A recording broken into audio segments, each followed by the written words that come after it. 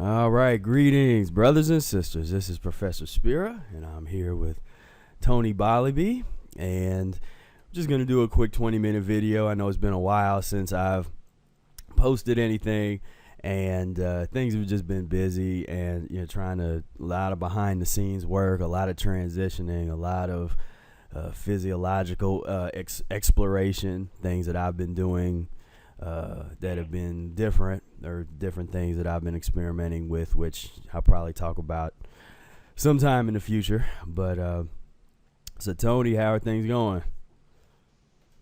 Oh man, pretty good over here. Just practicing the mucusless diet, man, and really I've been thinking a lot about transition. For the last year, I've been kind of comfortable just floating, kind of doing some more clean fruit periods for a few days, and then kind of falling into maybe some Mucuslean options. But that was comfortable for me, and now it's getting to the point where it's like I'm getting back into a mode where I know I need some planning. Have you ever experienced that, where it's kind of like you go between like casual modes and more like getting more back into like a regimen of what you're doing? Yeah, there's definitely periods where you can get real intricate, or have a plan together, and the plan sort of takes you out of worrying about what you're doing. You're just kind of like, okay, this is what I'm doing every day.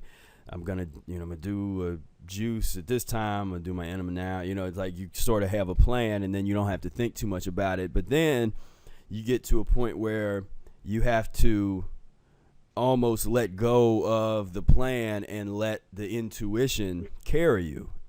But it's almost like it's trained intuition, because you've went a period of time where you've been real systematic, real down the line, and then it comes to a point where you naturally, it's almost like you could look at that as training wheels, or it's kind of the real detailed plan, the regimental plan. At least to me, it's kind of like training wheels, and then you take them off. Then sometimes you might need a little support again, or you're trying to work on something else, and so you come back and you hit a regimen again, or you hit it from a little different angle. And so I've noticed it going in between, kind of coming in and out of those various periods. I mean, what's great is when you can get things to where it's just ultimately intuition, or you've retrained yourself for long enough to the point where it's real basic. It's just intuition. But again, when you have different things that come up, different physiological issues and challenges, sometimes you gotta take a step back, or you gotta reposition things, or get back into a more regimental mode. But yeah, that makes sense. I've kind of been realizing that eating mucusless is like a fast for me, and that's been kind of profound, because it's like the past few weeks I've really been accepting how heavy the mucus in our physiology is. And it's been almost like I had come up with a little like anecdote or saying yesterday, but I'm forgetting what it was now. But it was basically like, if you knew how much mucus was in your body, it would reveal the depth of degeneration and the challenge ahead of you. It's basically like, it's just there's so much mucus in our physiology that eating mucusless is not something you're going to do overnight. And I've just been accepting that, like, in deeper ways.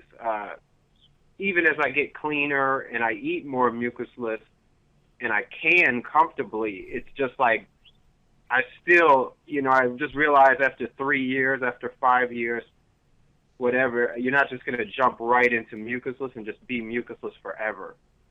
And that's where the regimens come in for me, because I'm like, no matter what, it's going to be a fasting level at some degree.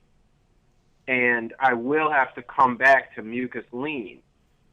And that's different because in the past I was kind of looking at like fruit dieting as a fast and then coming back to mucusless. Like I always envisioned it kind of like going from mucusless to fruit fasting or juicing and then coming back to mucusless. But the reality is that I have to include Mucuslean in there somewhere in my understanding of my transition.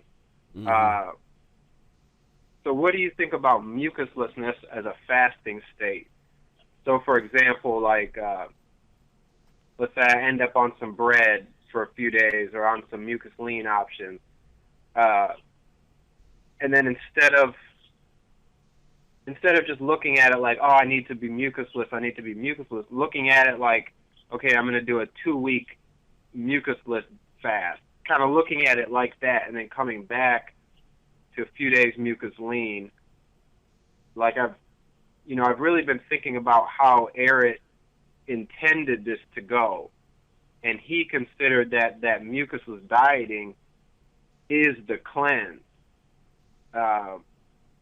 It's like you go on as long period of mucusless as you can.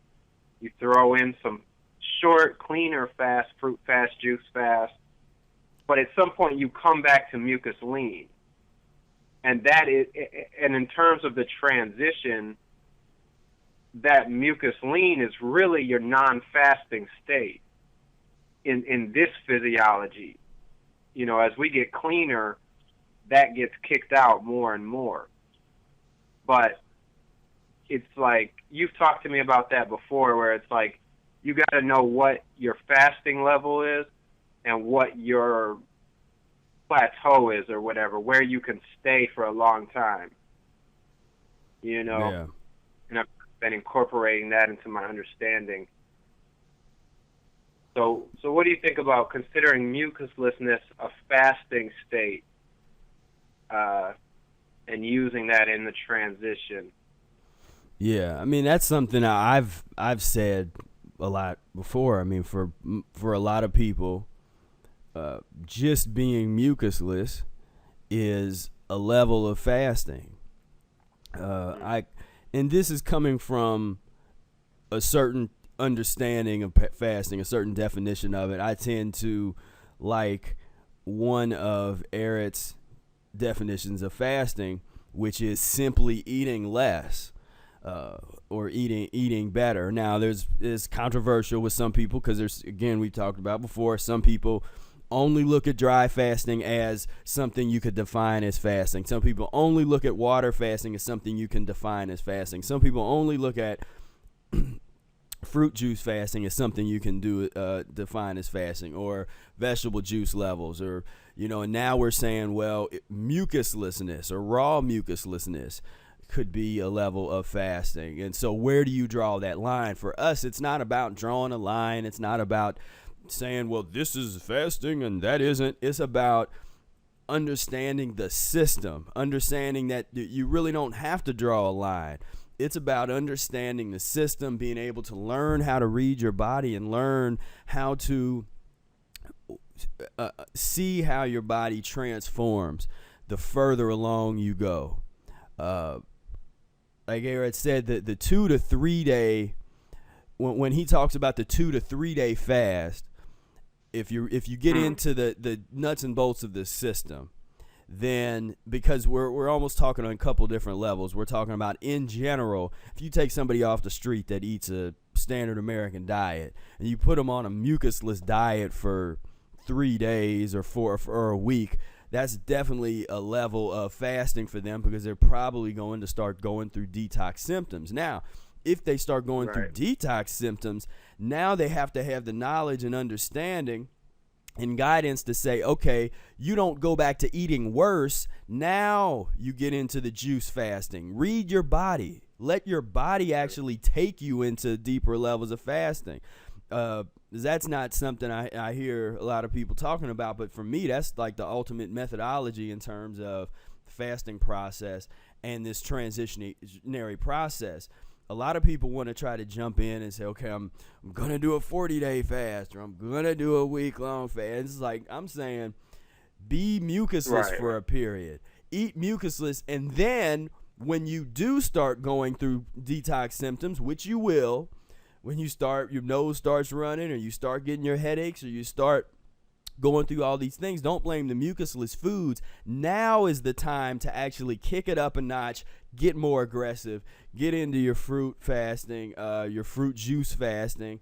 If you want to go water fasting, I mean, that's when you get into really, kicking it up a notch. Now, once you have a bit more experience, then you can kind of like, okay, I'm gonna get aggressive myself. I'm gonna go in and sort of almost kicking these things up. If you're conscious about a lot of people want to fast and then they want to go run around and run marathons and that kind of stuff. My thing is, I want to fast and I want to bring out the weaknesses. I want to bring out the fatigue. I want to bring out the mucus. I want to fast in such a way where I'm going to bring out the latent illnesses that's in my system. And so it's a different way to think about the process. And that's why we say the healing system, because it's really about the system in its entirety and understanding the system, understanding the way that the transition really works. Yeah, that makes sense. Now, why do I feel better? Well, no, how do I put this? It's like sometimes I have more elimination symptoms on the Mucuslean. Is that just where my physiology is? Like, for example, I won't have a runny nose when I'm on fruit, but then I'll get a runny nose the minute I have, start having more bread or something. Well, some of that can be your body is getting more sensitive as you cleanse more. So now your body is having this reaction to the mucus. I'm not convinced that it's necessarily helping eliminate mucus. It's just that your body is getting to the point where it's so sensitive that the least bit of mucus that you put in your body is gonna sort of irritate the mucosa. And now you got, this lymph fluid is starting to, form. This mucus is going to come out. Because, again, there's this difference, and this confuses people. And sometime we probably ought to dedicate a video to it. But there is a difference between the mucus reaction, or what we call, when some people view mucus forming, they're looking at the reaction that certain foods have on the mucosa. However, the problem with looking at that as you can drink, some people can drink milk and they'll get mucus in their mouth. Other people can drink milk if they're filthier and nothing happens. However, they drink fruit juice and now they're getting mucus in their mouth. And they want to say, well, how is fruit juice not mucus forming? Because every time I drink fruit juice or eat fruit, I get mucus in my mouth. Well, it's not the fruit that's doing that. That's the reaction. That fruit is actually pulling on the mucous membrane in your system and bringing it to the surface, particularly in your mouth region. And so that's just versus foods that are mucus form. When we talk about mucus forming foods, we're talking about the foods that remain. That turn into the slimy sludge in your body. If you eat it and it leaves behind this uneliminated, undigestible waste substance that turns to slime.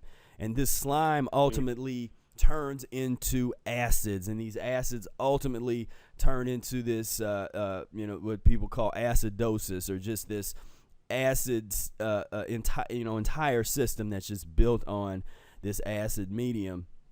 And, so that's how you look at that. So I would just say it's really about just getting more sensitive, and your body, it has less tolerance.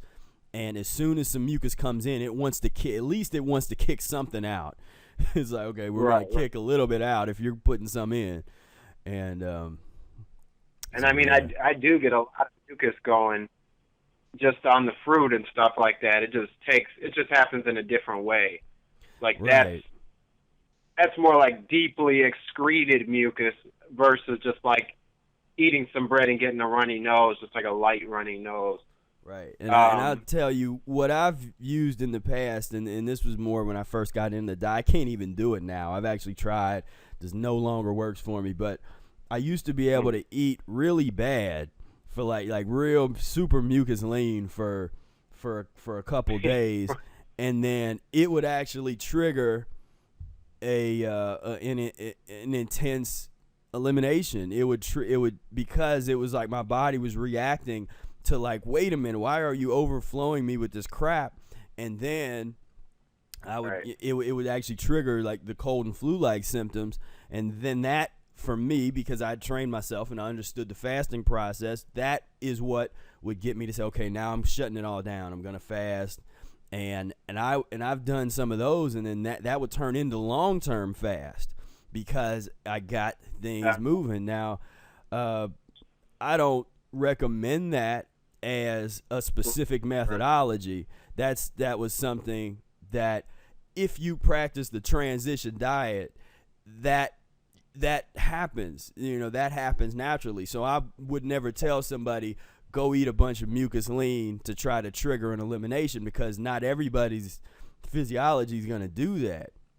But if you, as you're finding out, if you get into the groove of the transition, you naturally sort of coast in between, back and forth between these, some of these more mucus levels, and and the other side, and where you, and then all of a sudden something opens up, and now it's fasting time. And my thing was always about being mentally prepared to go the distance when the opportunity arose.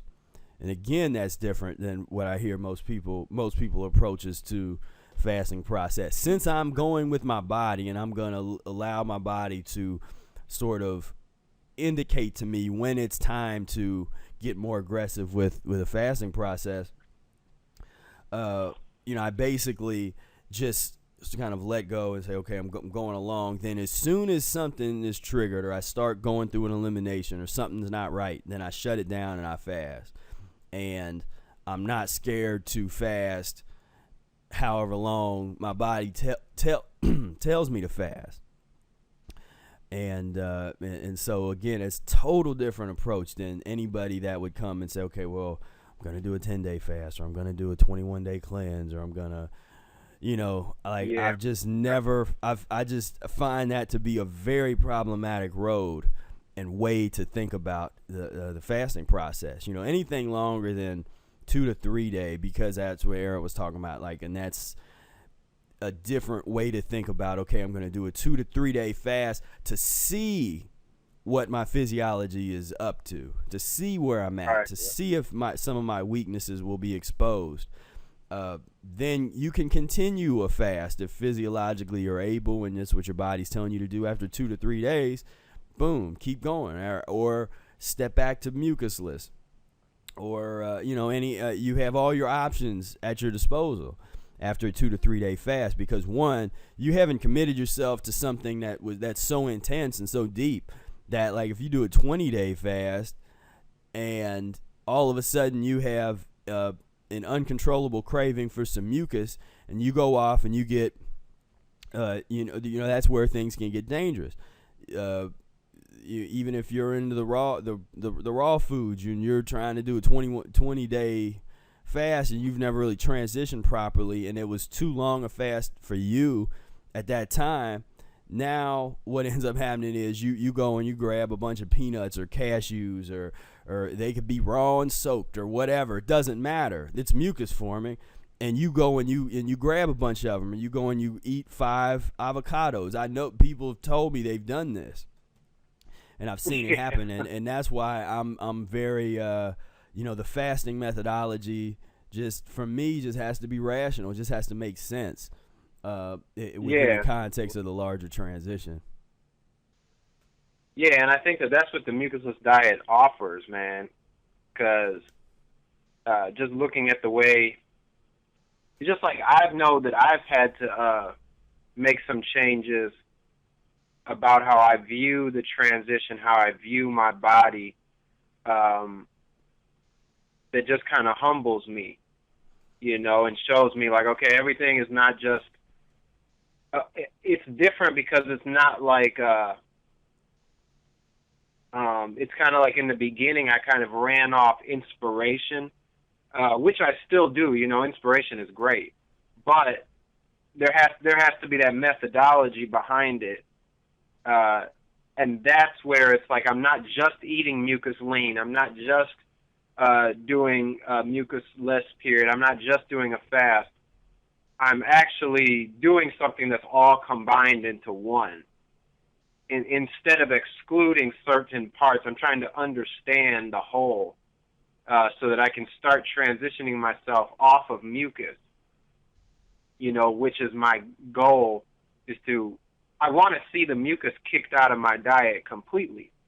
And, because it's disease forming, it's obstructive, it's constipating. It just brings me down in all levels of my physiology. And so I'm looking at it now like, okay, what do I need to do to where mucus, all forms of mucus, becomes like eating like smoking crack or something. It like completely messes me up to the point where, and it's like my body gets so clean that if I look at it, it doesn't look like food to me. People can eat it around me, people can talk about it, and I just am not emotionally caught up in it at all. It's not even food. And so I'm looking at the transition, like, how do I clean myself up in that way? Which I think is the point. And, but we, I think a lot of the other diets, because they're not healing systems, this is the only thing that says this is a healing system.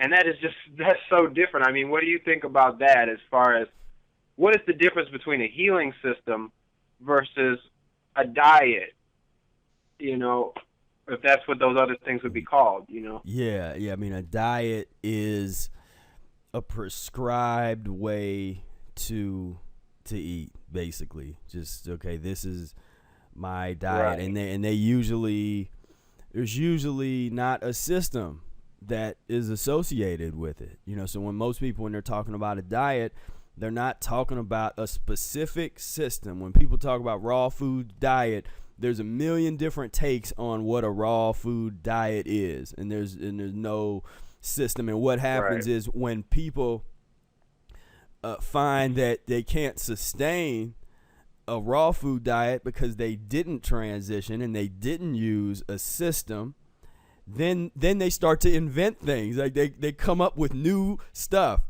It's like, okay, well, I was raw for a year, but I can't hang there, so now I'm going to do raw till 4.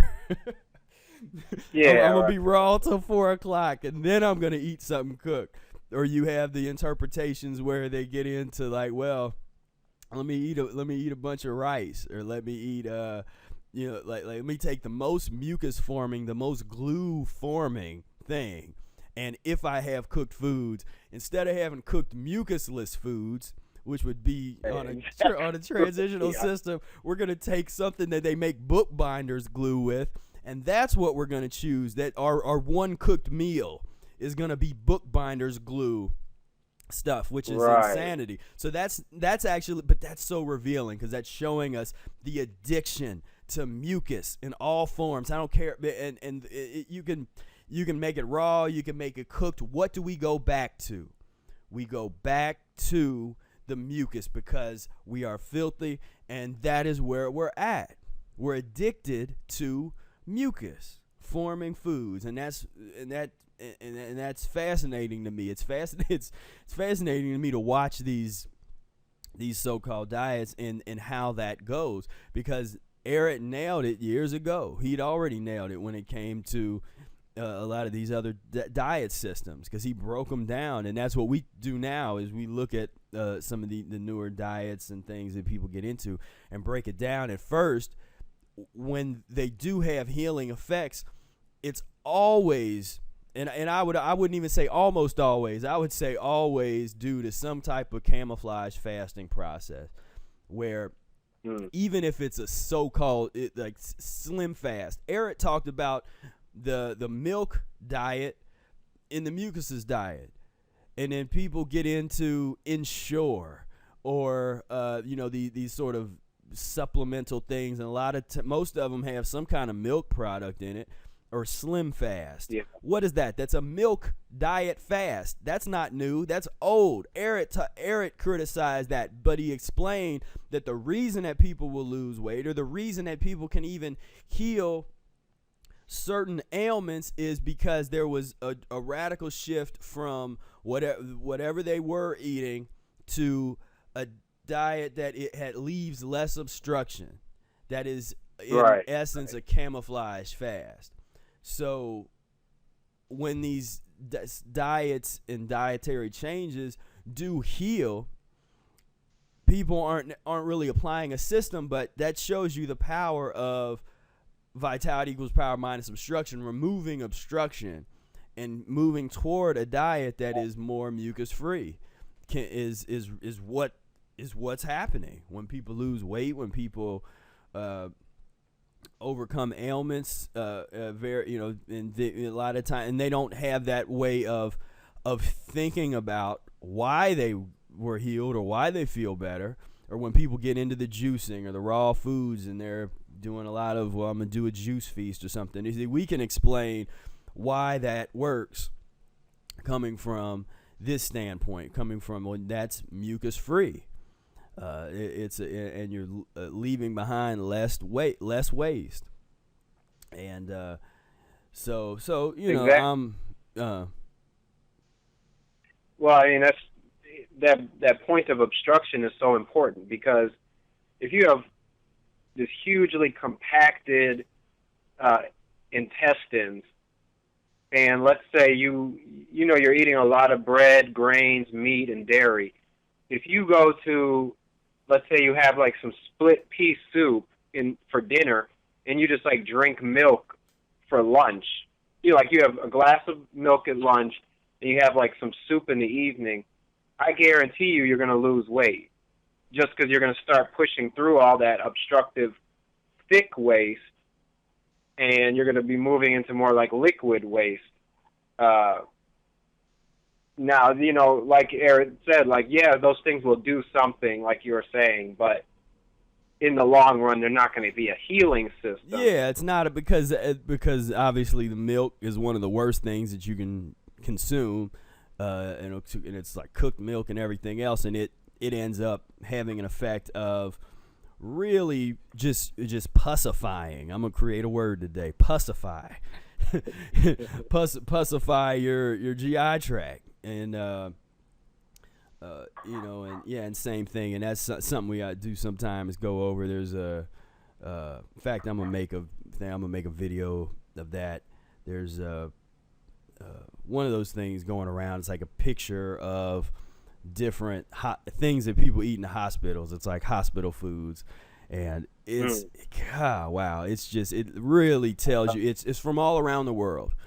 So from Asia and Indonesia and Australia and just places all around the world, and it shows you the different concepts of what people are fed in hospitals, and none of them focus on mucusless foods. None of them focus on vegetables, fruits. The only foods that are healing, and there's no hospital in the world, I think, that is dealing with truly healing, real healing regimen, real healing foods. And it's sad, because when a lot of people do heal themselves, well, first, the people don't want to fast. They won't want to eat anything, or they'll nibble on something. And then people, while they're doing all these other things, and again, camouflage fast, they'll get healed to a certain extent, some of them, and while they're being healed, their loved ones are worried because they're not eating anything. Well, you need to eat this, exactly. Or, well, let's give you some supplements, or make sure you at least drink that Ensure, when in essence it wasn't the not eating was actually probably the thing that was really healing them. Now, I wouldn't, if I were to help them, I wouldn't do it in the way that they're doing. We would put them on the system so that there would be rational fasting, so it wouldn't be accidental fasting. A lot of people are healing themselves accidentally, and they're giving credit to the wrong thing. They're not giving credit to the fasting process that they accidentally did because their body forced them to fast, because their body doesn't want them to eat this meatloaf crap that's in front of them at the hospital or at the nursing home. So they didn't want that. The concerned nurses and doctors say, well, at least drink this Ensure. At least let's put some kind of supplements in you somehow. So they're going to say, so the way that they look at it is, well, these supplements and these little drinks and things, they at least gave you a little bit of nutrition, and then these other drugs that we gave you is what helped you to heal. And I would say I disagree with that. I was gonna say BS. I'm trying not to use foul language here, but that's real. Because it's a total misconception and misunderstanding of how the human body heals itself and operates, and it's exactly. People are gonna suffer and suffer and suffer until this becomes common knowledge. Yeah, and that's having the mucusless diet is like having a missing key, and it just blows my mind, the way people think about their bodies, and once you get the information, it's really hard to understand, why do we never see it? Like, it's like, if I didn't read the book, if I didn't get the information, I wouldn't see it. But why do we not see that, we get filled up with waste, and when that waste gets moved, we start feeling better. A good example is sometimes when somebody around me feels sick, I'll ask them, like, oh, are you able to have a bowel movement? Like, to me, that's just natural thinking. So I'm not even, like, trying to push them into their private discussion. I'm just like, oh, have you been able to go to the bathroom? Or, oh, maybe you should try to go to the bathroom again. And a few times, like, they'll come out of the bathroom, and I'll be right there, like, hey, you feeling better? And they'll be like, no. And I'll be like they'll have back pain or something, and I know most back pain is, like, just waste buildup.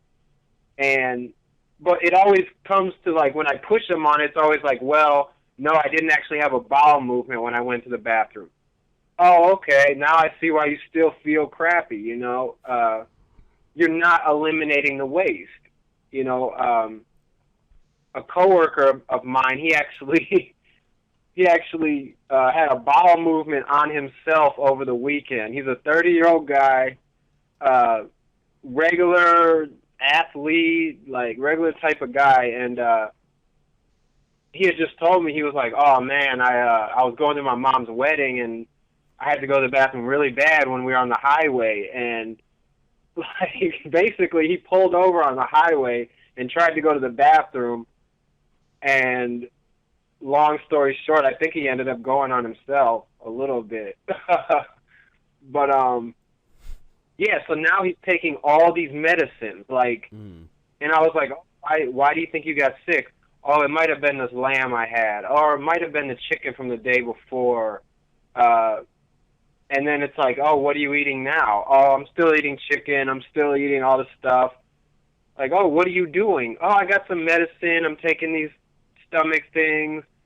And now he's just, like, popping pills and stuff. It's insane. And, it's one of those situations where I'm not getting into it with him.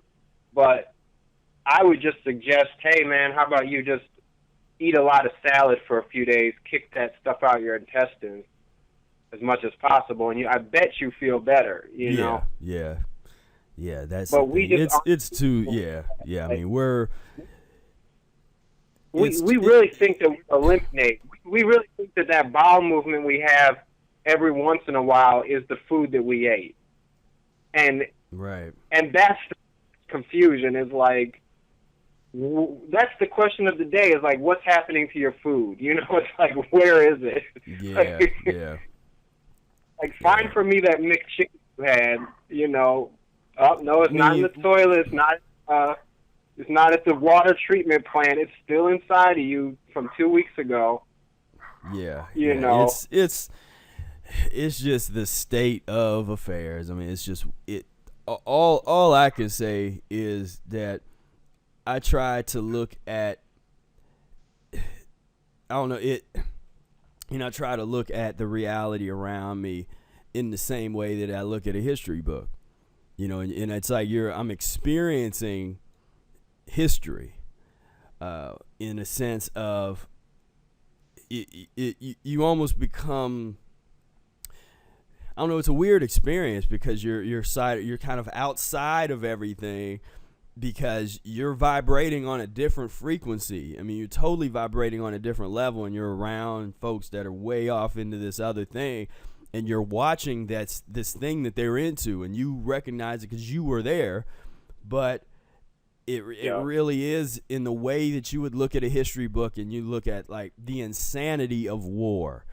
Because when you look at a lot of history books, that's what they're talking about. They're talking about war. They're talking about the victors and how many people died and all this stuff. And you look at it in retrospect, and it's like, wow. I mean, people were just, barbarians. You look back way in history books and look at all the wars and the torture and the that was just a way of life. It was just let's crucify somebody. Let's put a pike through somebody's rear end so that it comes out of their mouth and let them die for a couple days sitting sitting outside. That makes sense. Let's hang people up. Let's torture people until they believe in our religion. That's just some normal stuff. In the way that a lot of people now look back at those times, like, whoa, those people were just so barbarous. We're just so much more advanced.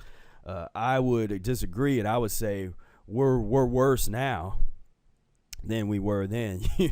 And people hate that because people like to think that we're making progress, that we're evolving, we're becoming more intelligent, humanity we're just so much more advanced. And I think that is what is ironic about that way of thinking, is we could not be any further down in terms of bottom of the barrel. We're this little slimy larva trying to at the bottom of a bucket, just rolling around in filth. I mean, we're and what gets real fascinating is you have entire cultures of the filthiest of filthy people that have managed to sort of create these environments that appear to be hyper clean.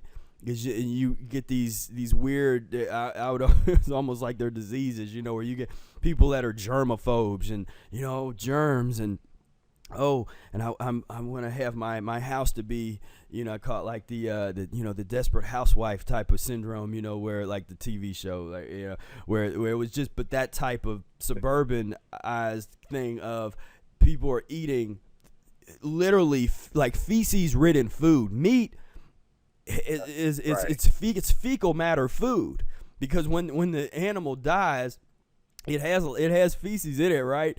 And people would act like, well, that's not a part of the meat. I cut the meat, like that. The organism is an organism, so you're eating all of it. The feces is part of what you're eating.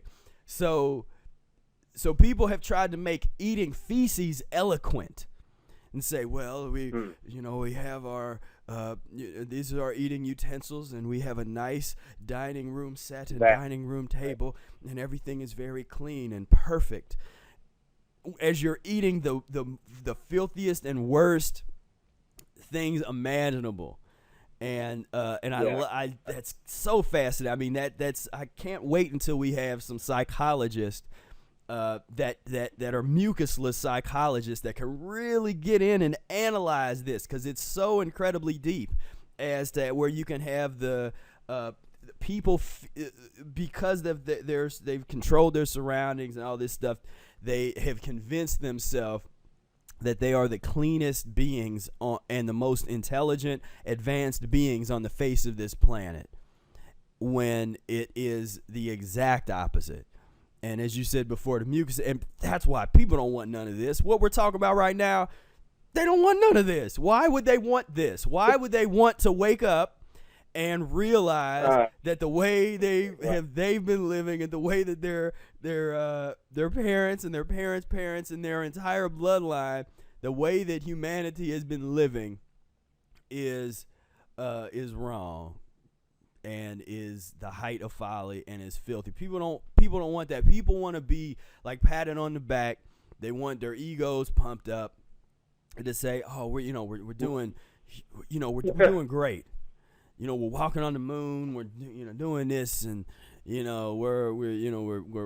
just so good. We're great."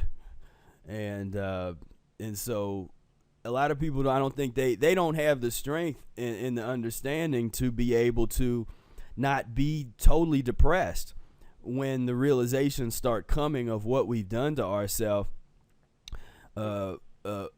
Somebody that's not an evolved being can get very depressed, and they start realizing, like, what have I done to myself, and what have we done as a species to ourselves? And it's hard.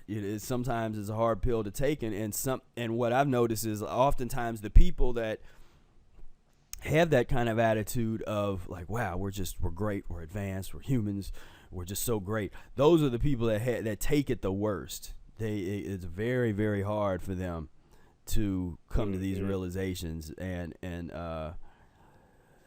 it's something. It's something to just be a part of this process of seeing this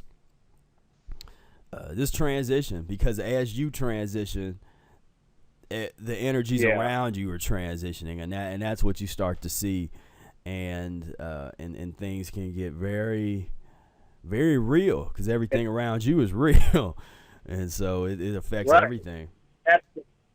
That's the key, though, man. It's this transitional information, because to most of these people, even if they'd want to get into the mucusless diet, the mucusless diet is like a black hole, and it's like they don't have any idea or concept of that world. That mucusless world is like a black hole.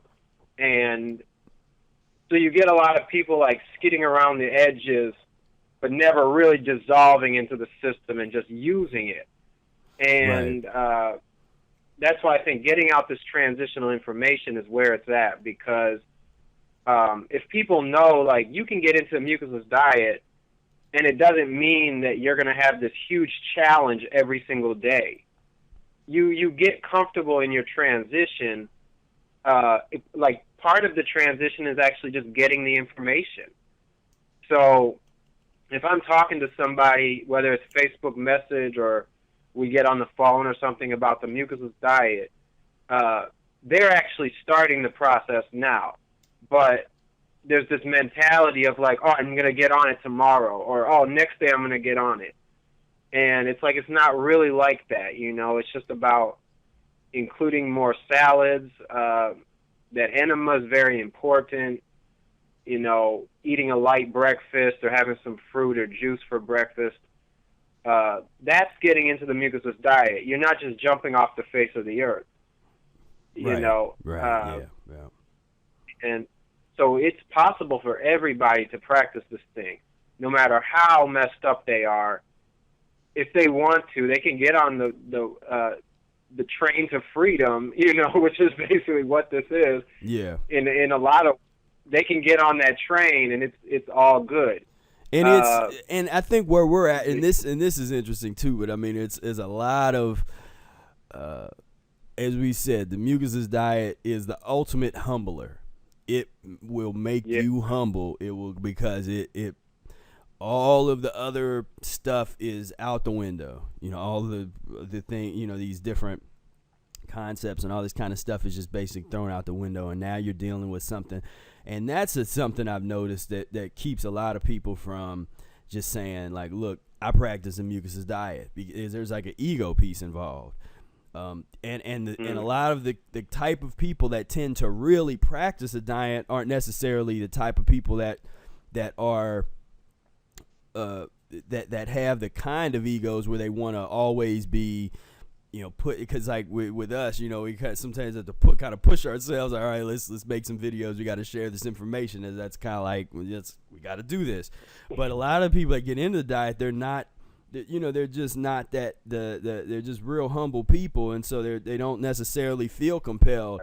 Like Brother Air, like the information people have about Brother Air is because I felt the need to put it out there, and he'll tell you that, because he didn't want to make all these videos and stuff. I kind of orchestrated that because I felt it necessary and important for people to be exposed, to this great cat that's doing these great things. And so I had to push myself to do that. But in general, and I say that because I notice a difference between that, where a lot of people don't want to say that they practice a mucusless diet, and a lot of those people is because they're kind of, they're trying to have one foot in and one foot out, and it's easier to say that you practice these other things because there's larger social acceptance. And right now, the mucusless diet is for the leaders. It's for the people that really get it, that are true visionaries and true leaders, are the people that are gonna be like, I practice a mucusless diet. But if you're not, then it's easier if you're like, well, I'm vegan, because that's socially acceptable. Former president of the United States, Mike Tyson, is a vegan. It's like there's these socially acceptable people that practice veganism, and so that's acceptable. Raw foodism is becoming more acceptable as a cultural phenomenon, as something that it's like, well, because there's raw food meetups down the street, and there's people that's doing this, and there's a million people that have raw food channels on YouTube, and that's the comparison I'm making, where mucusless diet, there's 2 or 3 channels of people that practice a mucusless diet that really promote it and talk about it and share their lifestyle with the world.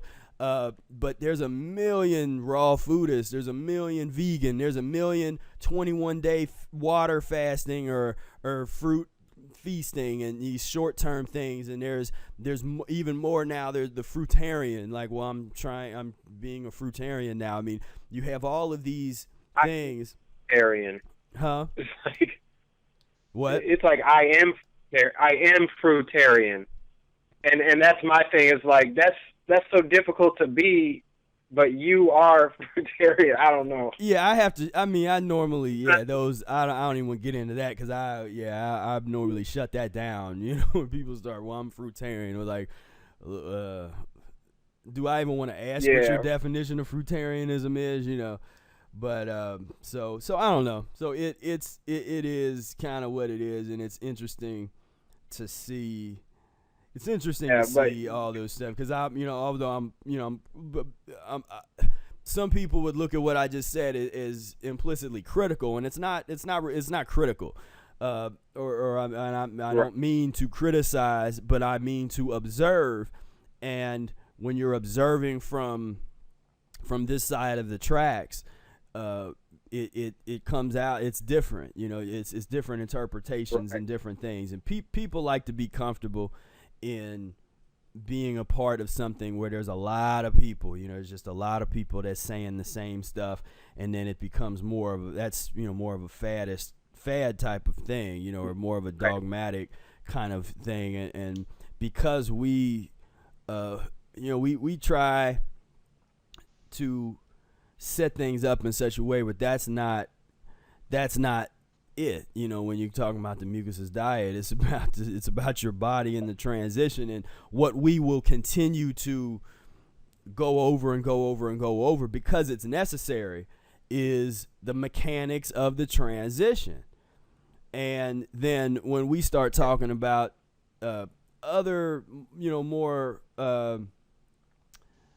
sort of I don't know if you would call it, like, metaphysical concepts, or the spiritual concepts and that kind of stuff, that is an expression of, like, okay, if you practice this for a certain period of time, here is the train of thought and the experiences that have come out of practicing this information.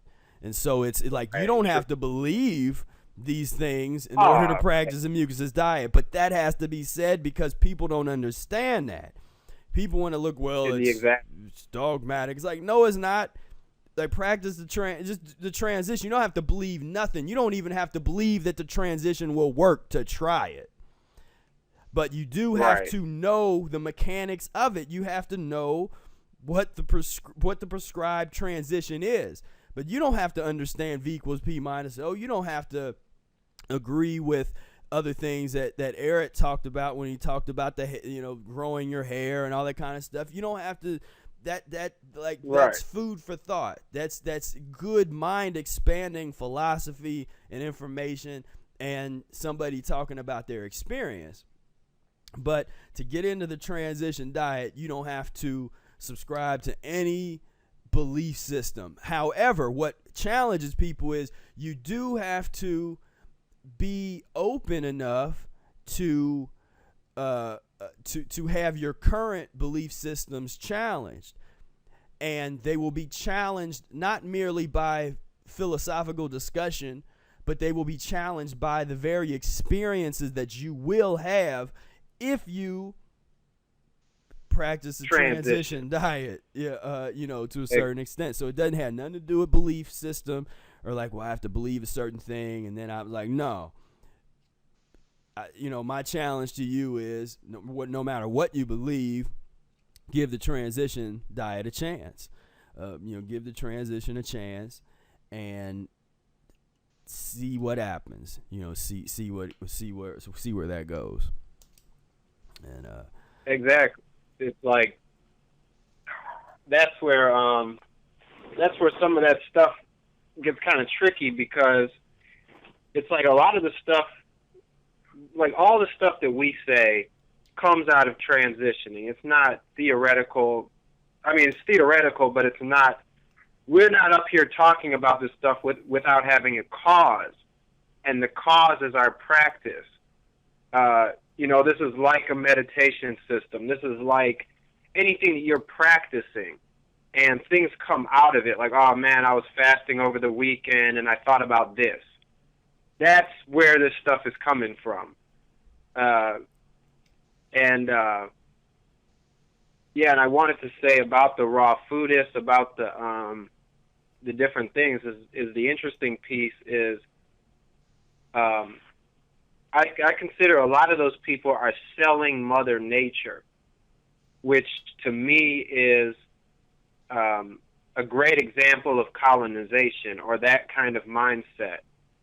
And it's like, oh, I'm selling you these green juices and watch this video of me eating fruit.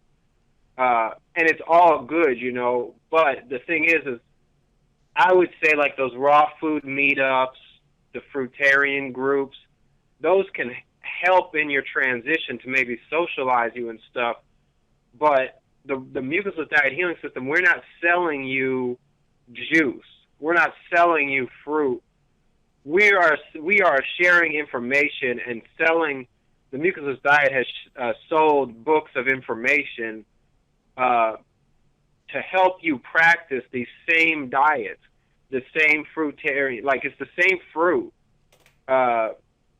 It's just used, and that's the humbling thing is, like, you don't see a lot of food on my channel. You don't see a lot of food on Spira's channel. And we know that, like, we need to do that because people want to see food, but it's hard for us because we're looking at it like this information is where it's at. I'm not trying to look good while I'm eating pineapple. It's like, yeah, I'm eating pineapple, but that's not what I'm eating pineapple. Like, I'm trying to tell you to eat pineapple in this way, and I'm trying to give some information. And it's a whole total thing, and it comes in connection with this philosophical difference, where it's like we're focused on healing and human regeneration. We are not focused on eating as long term, long-term human regeneration, because that's right. difference from a short-term concept of, well, I have an ailment and and that's part of it, is a lot of people come to the Mucusless diet with that, but we're looking at this thing from the long term, which again, that you have to be humble, because then you have to understand and wrap your mind around what humans have done, what humanity has done, and that when you start to transition and go through the process, now you are held responsible and taken to task for the karma that is there, that's of the karma of your bloodstream of humanity. It's a lot of karma. Huh? Yeah, it's a lot of karma, we're just, and when I use that word, I'm not using it, I'm using it basically to say cause and effect, and I believe that there's a cause and effect that's and it's not, and I'm not talking about it in a some kind of real abstract kind of sense. I'm saying that just look at the karma of your blood, because your ancestors ate foods that were unnatural, that were acid forming, that were mucus forming. You have these weaknesses. You're born with them. You're born with these weaknesses. You're born with a certain amount of acidic stagnation, of obstruction that you've inherited, that you didn't have no control over. And dealing with these weaknesses as you transition is part of this, as part of the art, being able to hang in there, because the weaknesses come up. It's not all fun and games, the weaknesses come up, and you can either, if you're eating, you're going in, there's only two directions to go. If you're going in the other direction and you're running from it, it's going to catch up with you, but you might feel like you're doing well for however many years, but it's gonna catch up. And honestly, man, I'm not seeing people who are doing that well. You know what I mean? I mean, there's people who, if you were to ask them if they're healthy, they would say yeah.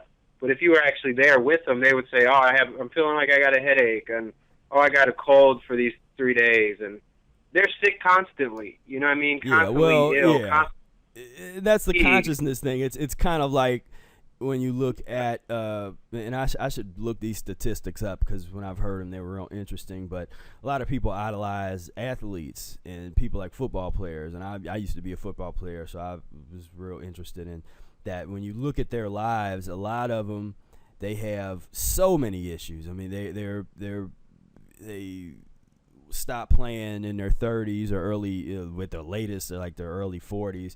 And by the time they're in their 50s, a lot of them are having, a lot of them die early, for one thing, or fairly early. I mean, in their 50s, they're lucky if they get to 60s, and they, have all kinds of health problems. And so, and a lot of them say that it was worth it, because what they experienced as in the stimulant of being a professional athlete and having all the adulation and the ego boost and the band of brothers dynamic of, being at war with your brethren, and sort of the bonds, the emotional bonds that creates. I mean, there's a whole system, and I understand that because I played, like I said, I played football, so I understand that. I was an athlete, and so I understand all those dynamics. But was it worth it to cut 20 years off of your life, or to have chronic pain in certain limbs and certain aspects of your body? And for me, it's not worth it. A lot of folks are. I've been watching these. I don't know why all of a sudden I've been getting into Mike Tyson, been kind of analyzing him, because he's sort of, he's interesting. And there's times where he's talking about basically he was just totally falling apart, because a lot of all the interviewers it's like, we're like, wow, Mike Tyson's vegan, like what's, what, like, and they're almost looking at him like that's the crazy part. Not when he was out fighting and beating people up. Like, the crazy thing he's doing is becoming vegan. And and he's basically, because he's like, look, man, I was crazy, back in the day, you know, when I was young and I was fighting, and you know, and I was a disciplined athlete, and there was a lot of focus and a lot of heart that kind of goes into that process. But on the other side, there's the stimulant, and there's it's basically, you know, you're fighting. It's like it's just based on mucus and pus, but he would be like, look, I was going through all this stuff and allergies and this and forget the list. There was a pretty good not documentary, but interview that he did where he was like listing all the things that he basically healed by just going vegan. And he's drinking a lot of green. I know he juices and a lot of green drinks and stuff now. And I think his wife is real into the whole vegan piece and a lot of the raw foods and that kind of stuff. And so they got him on it, and he lost however many hundreds of pounds he lost and all that stuff. And so he was a guy that basically, but people idolize him for what he did years ago as, you know, this crazy unbeatable boxer athlete. And he's the first one saying that he's happier today because those were like, you know, tumultuous times, you know, what he went through and all that stuff. And so you can still have the heart, like the good things about athletics to me, which I always say, you know, what Brother Air brought to the practice of the Mucusless diet was basically kind of an athletic approach to practicing the Mucusless diet, where it's a very hardcore. And athletics is when the good aspects, because it's like the good and the bad. To me, if you analyze it, the good is the discipline, the mindset, there's a certain mindset that you have to have if you're going to be a successful athlete. That's just like there's no surrender, there's no quit, it's just this intensity, and Brother Air brought that intensity to the practice of the Mucusless diet, and I reciprocated on that. I'm like, okay, well, that I understand that. Now, when I talk to people about the diet, I don't necessarily promote the diet or discuss the diet in those type of hardcore terms, because I'm trying to reach a wider audience. I'm trying to reach like Ma and Pa Kettle and Jenny and John, middle class person, you know, that because everybody can get into the transition. Now, when I start talking and sometimes being, me and Tony will get into some of the more intensive things that I've done or that Brother Air has done. That gets more into that real kind of like, all right, let's go, let's go. And I like practicing the diet like that, but it doesn't have to be practiced like that. I at least not at the beginning, and not for people that just need to just get it together, and get into the transition. But right. So it's something you saying the other day. It's like making something out of nothing with the Mucusless diet, and that's what I would like to see everybody do, is go into this thing thinking about, like, I'm gonna go the direction that my body leads me, and I'm going to find out how this works for who I am. However you want to classify yourself, by your like zodiac personality or whatever kind of thing, your aura colors, any different kind of way you might look at your own unique personality and energy. You're going to have to bring that to the Mucusless diet and chart your course, and then you can help others and say, hey, if you're a person like this, or if you come from this background, this is kind of how I did it. And it's like there's people out there who need you. You know what I mean? There's people out there who are just like you, probably, just like all of us, and they need to see you transition and see what that looks like, So everybody has, and that to me, I like that part of the Mucusless diet. Is it's like there's not a dogma in that way. There's information, and it's self-applied, personally advised. You do this thing, keep rereading the books, keep getting the information, chart your course, try things, and you're going to come out having a unique transition. You know, like I feel like my transition is somewhat unique, and I just keep trying to refine how I'm going to best practice it, you know? And that's kind of how I see my transition, is like, it's very intuitional, and yet I try to apply mechanics to it. It's like, you know, I've got the thing down. I've felt what it felt like to be cleaner. And once you do that, you can start looking at some things. But, there's a lot of interesting things that go on, because I see how people can get very diluted pretty quickly, too. And I would just put that out there as a word of caution to anybody. I've seen people just get diluted in the sense of, like, they're going along, doing just fine on the transition, and then all of a sudden it's like, coconut oil can heal this, and then they're, like, deep into, like, coconut oil, and it's like, and you just, like, you get fixated on things instead of looking at everything holistically, you know, and so it's about using your intuition, and it's also about applying the original information constantly, you know, and yeah, it's just a really interesting thing, because when we start looking at, like, society, and we start looking at diets, for example, like, the thing that I'll put out right now about this train of thought is that, to me, when I look at, like, a fruitarian, somebody who overnight went from, like, a sad diet, meat, dairy, grains, to a fruitarian diet, to me, that's, like, showing that there's something deeper in us. Like, the person might have did 2 days on fruit and felt so good that they're like, I'm a fruit eater, I'm going to be on fruit for the rest of my life. And we have that exact same consciousness, but we're looking at it like, look, you're going to have to do these things to get there. But anytime I see somebody do that, or get into the raw food, or get into the vegan as a dogma, I look at that like, these people have glimpsed that is supposed to be how they are supposed to feel, supposed to live, in a sense. But everybody across the board is missing the transitional information.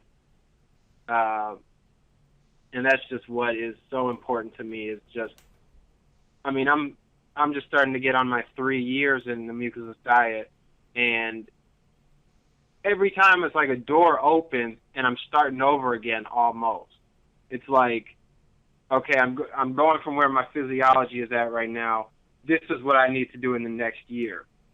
That kind of vision. And it's always just like you get sober and just like look at your body again. Like, okay, this is where I'm at. You know, and that's the interesting thing about the raw food movement, where everybody's like, oh, I'm 80%, I'm 90% raw. My question is, what's the other percent? Don't just look at raw and then exclude everything else. We're not just looking at mucusless and excluding everything else. We're saying, what are you eating? How are you eating it? And the more honest you can be, the more help you can get. If you really want to be somebody in health, not just a promoter, but if you want to get healthy, you got to be honest. You know, I try to come that way to the Mucusless Diet Forum. It's just like, I'm not afraid to be like, oh, I just binged on some hummus, I don't feel very good. What do you guys think? You know, and I'm sharing this information, and I'm not just like hiding. I'm like, look, this is where my physiology is at. How do I best move forward? Yeah. And that's the attitude of humbleness. That's the attitude of a serious practitioner, is like, this is where I'm at as an addict. It's like, yeah. This is where mucus and pus is my life right now, you know, and just how can I kick it out, you know, and that's the path. Yeah, it's been interesting is what I've seen happen to you, and it is it's kind of like coming to peace, or making peace with the transition. Another way to say that would be acceptance. Really accepting what the transition means in a long-term basis, and that's what I've noticed. People coming from a raw foodist or a fruitarian perspective, I've noticed, have trouble with that. They have more trouble with coming to terms with and accepting the longevity of the transition, because they're, as you mentioned, it's kind of the high ideals, the high experiences on a short-term basis, and it's like, it's just calculates. It's like, wow, this is what I want. I want to do this every day, and that kind of thing. And it's just unrealistic in terms of what they're going through physiologically. Sometimes we see people that, oftentimes when we see people like on the YouTubes or that kind of stuff, and they're getting into something real hardcore, we're seeing that they've only been into the thing for a relatively short period of time, and by the time they go through a fall, they're either not making videos anymore, they moved on to something else, or if they go through a fall, they start to try to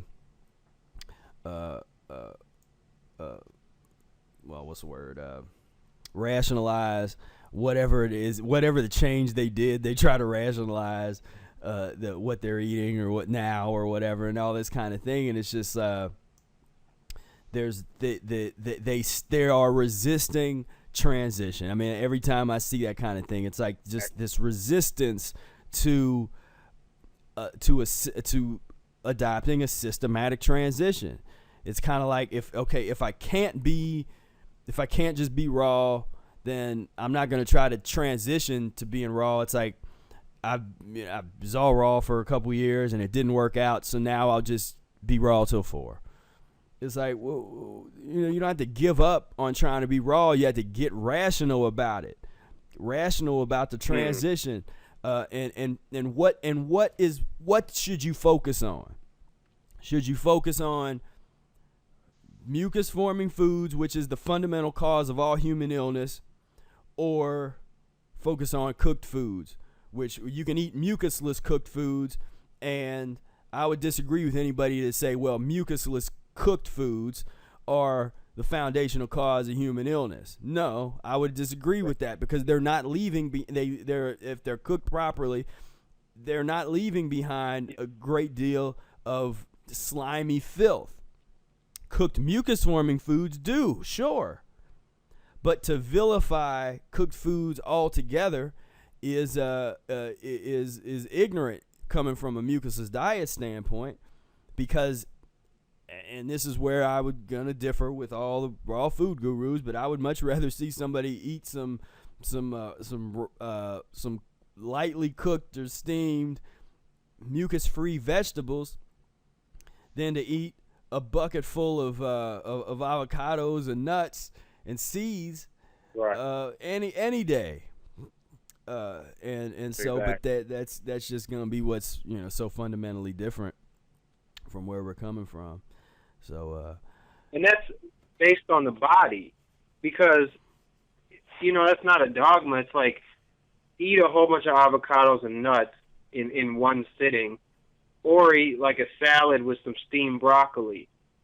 Anybody can know that. Anybody can do that and see, wow, okay, these things really obstructed me, and that broccoli just kind of shot right through me.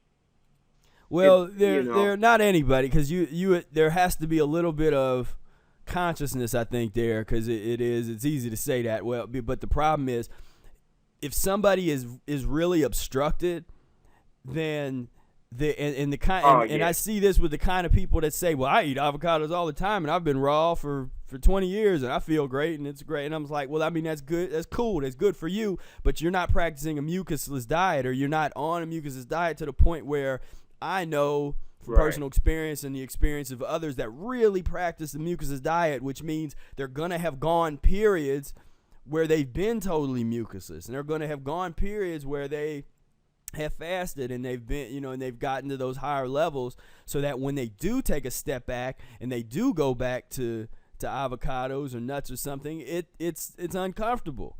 And that's when you feel like, okay, you can compare the difference between, because you can't just compare it right off the bat, because if you compare it in a relatively encumbered body, then it's going to be like, well, I don't know, I felt good on the avocado. But get your body clean.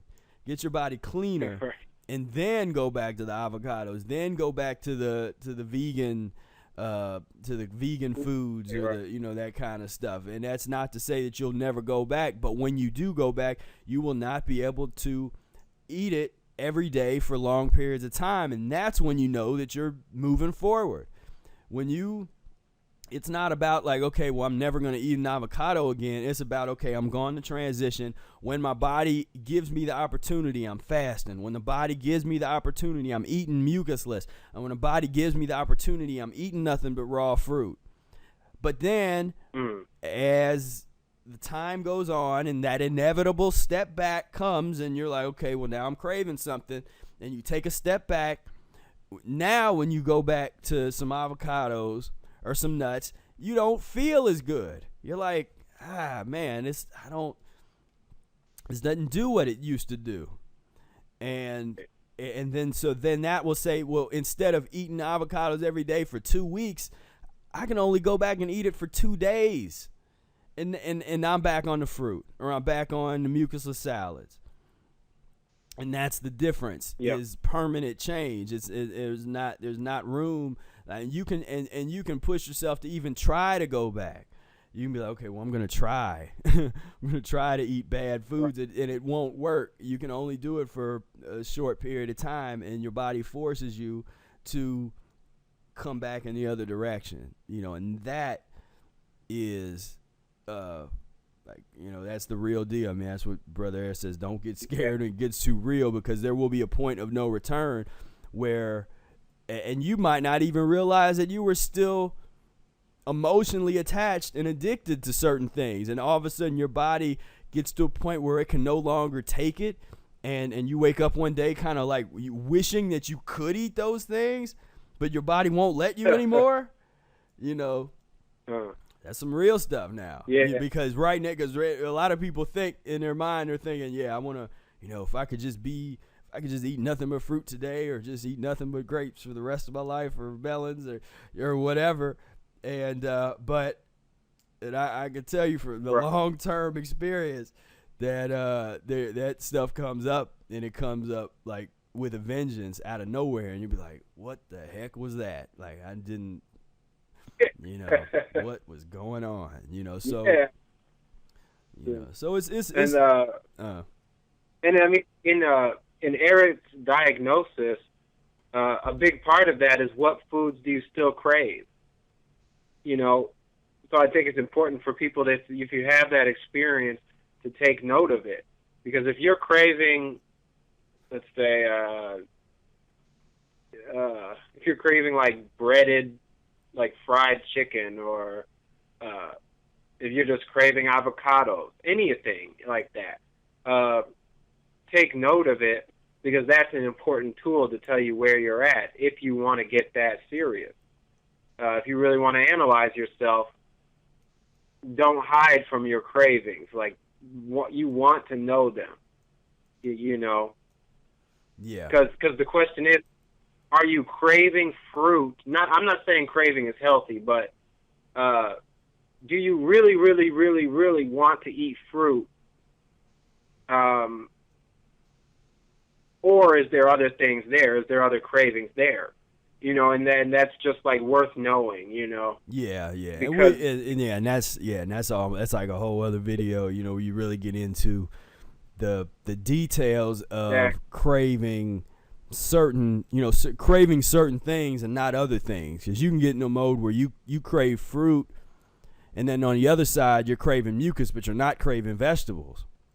And that's interesting. Right. Because it's like, well, and you can, as you gain experience, you learn how to read that.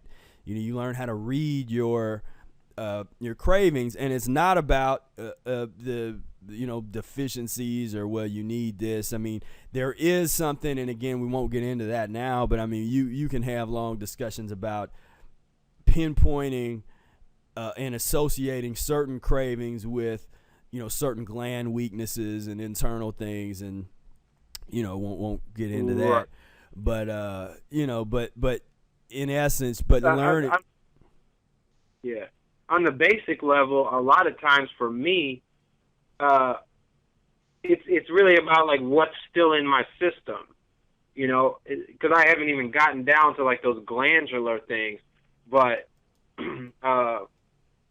it's like if I had an avocado, let's say before I started like a mucusless period in a fast, sometimes it's like that avocado is still circulating through my system, and it's staying in the back of my head. It's like a little craving sometimes, and then I might go back and I might not have avocado. I might have toast, and then the toast will actually replace the avocado. So on a lot of levels, we're talking about it's a lot of it is just addiction. Like there's definitely a part of it that's like where you're talking about like the glands and stuff. But for me, in my experience, a lot of it is like just addiction to certain experiences. That it has to get wiped out physiologically, not just like intellectually. But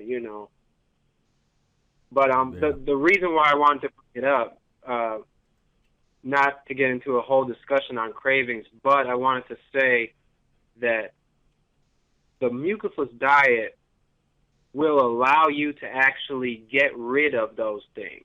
Like there is a practice which is the healing, and our view is that when you're truly healed, none of those things will be food for you. Mucusless foods and fruits will actually be your only food, and the other stuff is like trying to chug like bleach or like something like that. It's not actually food, and it would actually kill you. You don't want to eat it. You would have to be forced to eat it. And I don't know how long away that is, but I know with me it's like I probably have like 7 mucus items that I still eat.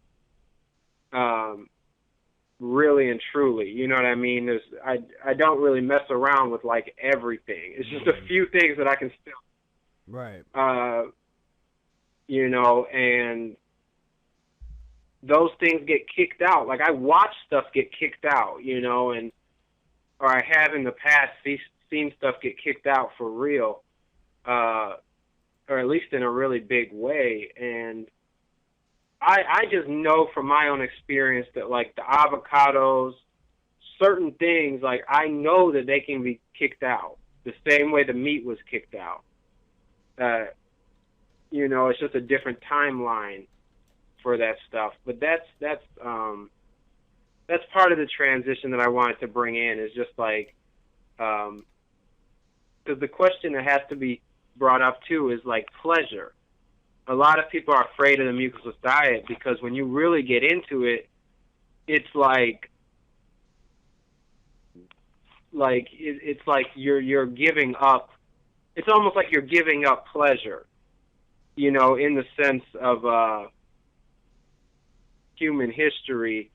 You're looking at so much pleasure was based on food, and now you're getting a chance to now clean yourself up.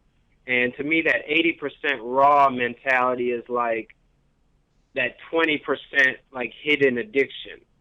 Whereas if you're getting into the mucusless diet transition, it's like that mucus forming food, the pus forming foods, the mucusless foods, they all get brought into the system.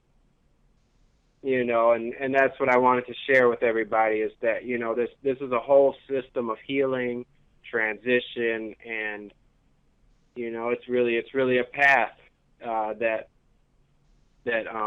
your pleasures will become more refined, and you'll really start enjoying being cleaner and it's like everything will just keep shifting with you. So. Yeah. So all right, we're gonna wrap this installment up. Our 20-minute video went a little longer than we had planned, but that's what happens. We get to talking about our favorite subject here. So I'll close it out, and like I said, there's a lot of stuff going on behind the scenes. So and I know I keep come and talk about that and keep saying there's a lot of stuff going on, and there is. It's just it takes a long time, and we try to do stuff right. We want it to when this thing really hits, and we start putting out more content and putting things out. We just want it to be right, and we have to be in the right space personally in our own lives and stuff. And so everything is moving, and things are popping off. So I want to thank Tony for conversation here, and until next time, peace, love, and breath. Peace.